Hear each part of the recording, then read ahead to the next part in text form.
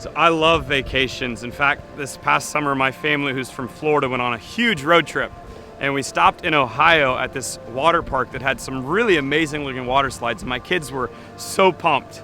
And so I look up at my 9-year-old son, Nathan, and he goes down the water slide and he comes up out of the water, and it's just pure bliss and excitement and happiness. And I look up thinking I'm gonna see the same thing from Brady, but rather I see him turn around, put his head down, dejected, and walk down the stairs. And I said, Brady, what's up? What happened? And he said, you have to be 48 inches to ride the water slide. My son Brady is literally 47 plus inches at this time.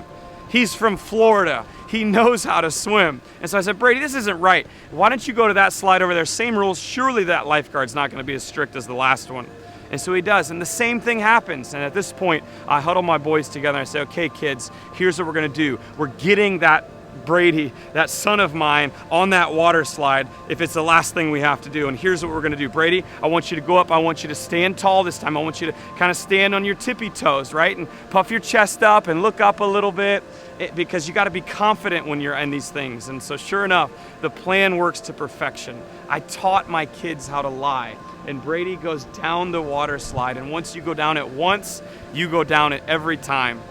Some of you might be judging me right now, thinking, how could you let your son get on that slide? Why would you ever teach your kids how to lie? But I bet in the room right now, I'm talking to a husband and wife duo that you probably went to a restaurant and ordered one drink, and yet both of you have drunk from it.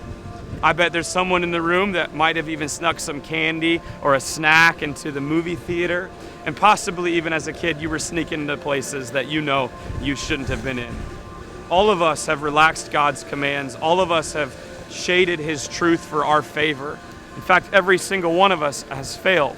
And as we're talking this week a lot about sin and forgiveness, I bet that there's many of you right now that can think back to something that you said, something that you thought, something that you've done that even still today you are utterly ashamed of. So as we enter into days 13 through 19 of the Red Letter Challenge, we're going to be introduced to the second principle that Jesus calls, commands, and asks his followers to put into practice. And it's a huge one. It's a foundational one. It's this theme of forgiveness. Jesus talks a lot about forgiveness. He talks about how to receive God's forgiveness, and he talks about how we as his followers are to give away his forgiveness to others. But what's crazy is when I've asked people, which one do you struggle with more? Do you struggle more with receiving God's forgiveness for yourself or forgiving other people? More than 90% of people struggle more with receiving God's forgiveness for themselves. And the truth in that is this: you cannot be a really forgiving person unless you have been forgiven by God. And after all that Jesus has done for us, we as his followers, we know what he's saved us from. We know what he's forgiven us from. And so we want to be the greatest forgivers that we can be to show people what the forgiveness of Jesus looks like in their life. Every time I fly, I'm always a little bit concerned when the flight attendant goes through the list of safety precautions. Like, I realize there's a risk when I fly. Just like I know there's a risk every time I get in my car, but I don't remind myself of that every time. And so they'll go through their spiel and they'll have you take out the emergency card in your front seat and talk about all the flotation devices and everything like that. And I'll watch them with the people in the emergency exit rows and make sure they're okay. One of the things I've noticed as a parent is they'll walk down the aisles and they'll stop if you're traveling with a child and they'll say, hey, in the case of loss in cabin pressure, make sure you put the oxygen mask on yourself first and then put it on your child. And that always felt weird to me, especially in our culture where we bow down at the altar of our kids and we'll do anything to serve our kids and whatever they need. And so it feels weird when the flight attendant says to me as the adult, you got to take care of yourself first before you can take care of your kid. Turns out there's good reason for it. When you're flying at such a high altitude and something bad happens, you can actually lose your consciousness in less than 1 minute. And symptoms start coming like nausea and vomiting and blurriness and tunnel vision. And this disease called hypoxia, which is a deficiency in the amount of oxygen your brain has, comes in, and your capacity to do simple things deteriorates. And so you have to put it on yourself first in that first minute. It's so important so you can not only save yourself, but save your child. I think forgiveness is very similar.